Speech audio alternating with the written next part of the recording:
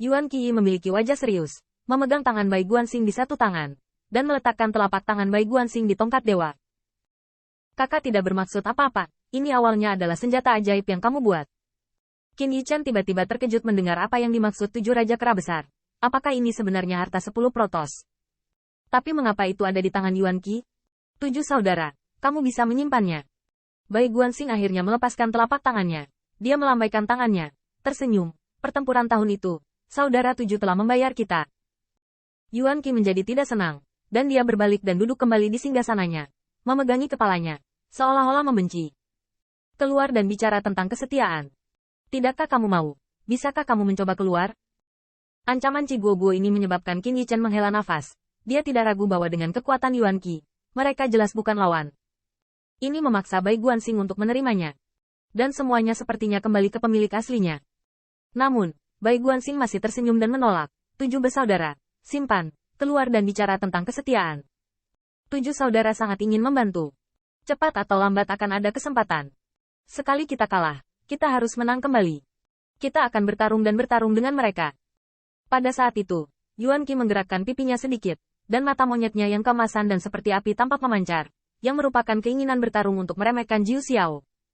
Itu yang kamu tunggu. Bertarung melawan langit dan bumi, melawan para dewa dan iblis. Pada saat itu, Yuan Qi ditutupi dengan rambut monyet yang didirikan, cahaya kemasan, dan tampaknya ikatan yang hanya dia dan Bai Guanxing bisa pahami, membuat rambut monyetnya terbakar, dan dia tidak bisa menahan untuk melambaikan tongkat dewa, menginjaknya. Tahta, dan penuh semangat. Mata Qin Yichen bergetar, dan sepertinya itu hanya tarian monyet, tapi Qin Yichen merasakan niat murni untuk bertarung. Itulah niat bertarung yang dia dambakan. Itulah darah kehidupan tanpa akhir dan pertempuran tanpa akhir. Aku menunggumu. Ledakan. Setelah tarian selesai, tongkat ajaib 7 kera tiba-tiba menginjak tanah, seolah menghentikan tirai air, menyebabkan bunga dan buah gunung berjatuhan. Yuan Qi menarik napas dalam-dalam, menghembuskannya, dan kemudian dengan fleksibel memutar kakinya, langsung memiringkan kaki Erlang, minum sepanci penuh anggur buah, dan membiarkan rambut monyet emas menjadi tenang. Baru-baru ini, benar-benar ada hal yang menarik. Boneka. Apakah kamu pernah mendengarnya? Bai Guanxing sedikit mengangguk, seolah-olah dia tahu semua karakter kuno ini. Tetapi melihat wajah Qin Yichen dengan bingung, Yuan Qi menjelaskan. Boneka dapat dianggap sebagai orang yang sangat pintar, tetapi tidak ada yang mengira bahwa itu akan berakhir seperti itu. Yuan Qi perlahan menjelaskan, dan Qin Yichen juga mengerti asal-usul boneka itu. Boneka itu seperti namanya. Itu adalah kaisar yang membuka boneka di zaman kuno. Dengan kata lain, kaisar bonekalah yang telah memberitahu semua orang di dunia tentang keberadaan boneka. Tepatnya, ketika kaisar boneka menjadi terkenal, itu di hari-hari awal era primordial.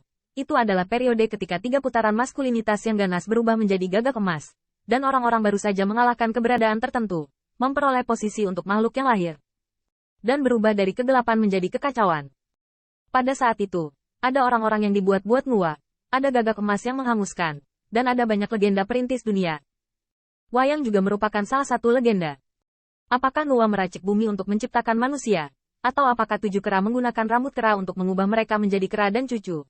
Mereka sebenarnya mengandalkan kekuatan antara langit dan bumi. Ini adalah asal setelah tindakan ini. Dan boneka itu juga berpengalaman dalam cara ini. Dan telah memahami asal-usulnya. Kaisar boneka telah melihat ras manusia yang meminum darah. Gagak emas 10 putra. Dan kelahiran 10.000 ras. Tetapi kaisar boneka tampaknya ragu. Artinya, keturunan yang diciptakan ini akan memberontak dan tidak akan mengabadikan kehendak mereka sebagai pemeliharaan. Itu karena keturunan ini memiliki roh dan melahirkan jiwa. Oleh karena itu, Wayang melakukan sebaliknya. Ia akan menciptakan keturunannya, tetapi tidak akan memberikan jiwa, sehingga keturunannya akan mengikuti kehendaknya. Dengan demikian, boneka itu lahir. Ketika Qin Yichen mendengar ini, dia tidak bisa membantu tetapi diam-diam mulai membuat kesalahan. Ini hanyalah niat asli dari boneka itu. Tegasnya, Wayang tidak bisa dianggap sebagai keturunan, hanya bisa dianggap sebagai alat, tanpa jiwa dan roh, bertindak sepenuhnya sesuai dengan kehendak sang empu. Tapi boneka itu benar-benar berhasil. Dia menciptakan boneka yang tak terhitung jumlahnya. Boneka-boneka ini ditempa oleh harta yang dia temukan dengan langit, material, dan bumi. Mereka kuat, membuka wilayah untuknya, berjuang untuknya, dan bertindak atas kehendaknya. Dalam kata-kata Bai Guanxing, boneka itu pasti sebuah karakter. Karena kemampuan boneka untuk sepenuhnya mengikuti kehendak tuannya, ia dibawa ke ekstrim oleh boneka. Dan keuntungan dari boneka jelas, yaitu kepatuhan mutlak.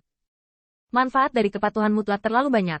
Jika memungkinkan, diperkirakan Kaisar Yuan Tian juga bersedia mengubah Angkatan Laut Pengadilan Surgawi menjadi boneka, sehingga ia dapat mempertahankan semangat juang terkuat setiap saat tanpa dorongan dan dorongan yang melelahkan. Penghargaan. Jika Anda memiliki jiwa dan roh, Anda akan memiliki rasa kebijaksanaan dan ide-ide Anda sendiri. Adapun jiwa, atau bahkan 10.000 cara, cara pertama yang harus diikuti adalah mencari keuntungan dan menghindari kerugian.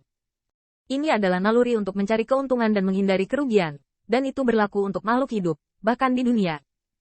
Ini seperti, bahkan jika Raja Meteorit Liar membawa kontrak kekacauan dan harus mendengarkan perintah leluhur hitam, dia akan merasa panik ketika menghadap ke langit dan menangis darah, dan dia juga akan melarikan diri. Tetapi jika itu boneka, itu akan berbeda. Boneka itu jenius, dan dia memiliki ambisi jenius. Bonekanya hanya akan mengikuti kehendaknya dan tidak akan mencari keuntungan dan menghindari kerugian. Manfaat menjadi patuh terlalu banyak. Makhluk antara langit dan bumi menghindari kekacauan seperti dewa pembunuhan. Tetapi boneka yang diciptakan oleh Kaisar Boneka tidak akan takut. Boneka memiliki ambisi dan bakat. Dia ingin menggunakan bonekanya untuk menjelajahi tempat-tempat yang tidak berani dijelajahi makhluk, dan untuk menjelajahi rahasia yang sulit ditemukan makhluk. Tidak ada keraguan bahwa Wayang pasti pernah mengendalikan Wayang dan melangkah ke dalam kekacauan.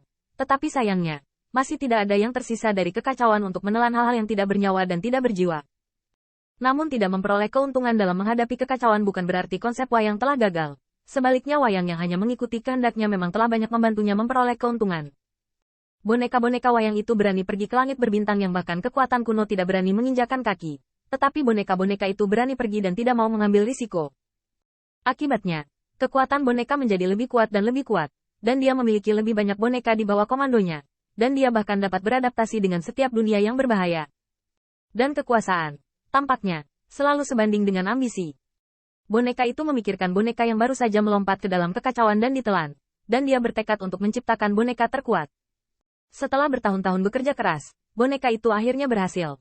Kekuatan boneka itu telah terlihat sebelumnya, dan sangat kuat. Bahkan Bai Guanxing berkata begitu. Saya mengatakan saat itu bahwa boneka itu berada di jalan yang salah. Dia tidak menciptakan keturunan, dia hanya membangun alat, hanya untuk dirinya sendiri. Bai Guanxing berkata dengan ringan, dia mengendalikan boneka itu dengan jiwanya, tapi dia menahan rasa sakitnya.